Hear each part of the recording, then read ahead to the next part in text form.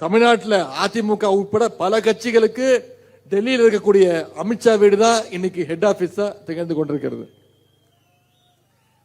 சில மாதங்களுக்கு முன்பு நீங்க தொலைக்காட்சியில் பார்த்திருப்பீங்க, செய்திகளில் பார்த்திருப்பீங்க.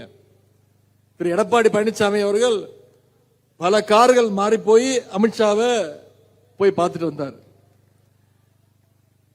அவர் வழியில் அதே மாதிரி இந்த பகுதியைச் சேர்ந்த மூத்த முன்னாள் அதிமுக அமைச்சர் அவர்கள் ஹரித்வார் போறேன், ஆன்மீக பயணம் போறேன் அப்படின்னு சொல்லிட்டு அவரும் போய் அமித்ஷாவை போய் பார்த்துட்டு வந்தார்.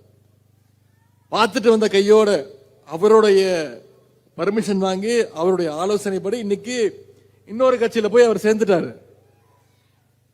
அதிமுக இருக்கக்கூடிய மூத்த முன்னாள் அமைச்சர்கள் கூட இன்னைக்கு எந்த கட்சியில சேரணும்னு பிஜேபி கிட்ட பர்மிஷன் வாங்கிட்டு தான் போய் சேர்றாங்க. அந்த அளவுக்கு ஹெட் ஆபீஸ் அவங்களை கண்ட்ரோல் பண்ணி வச்சிருக்கு.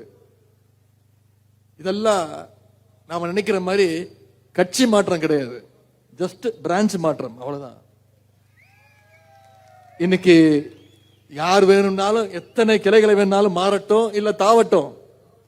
இதற்கு இந்த மேற்கு மண்டலத்துடைய 2026 சட்டமன்ற தேர்தலுடைய வெற்றி, யார் வந்தாலும் மேற்கு மண்டலத்தில் திமுகவுடைய வெற்றியை, நம்முடைய கூட்டணியுடைய வெற்றியை யாராலும் தடுக்க முடியாது என்பதை இன்றைக்கு இந்த வந்திருக்கக்கூடிய கூட்டத்துடைய எழுச்சி சுட்டிக்காட்டுகின்றது.